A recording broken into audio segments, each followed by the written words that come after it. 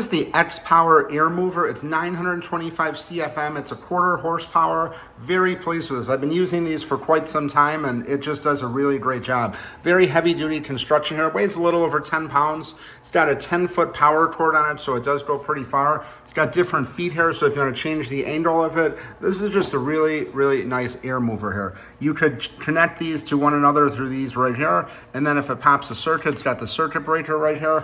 But it's just got these are the settings here. One thing that I didn't realize when I first picked this up, it has an on switch. I initially thought that you had to run it for up to 180 minutes, but when you want to just turn it on, you just go here, just hit left, and it just goes right on, right? Nice and easy.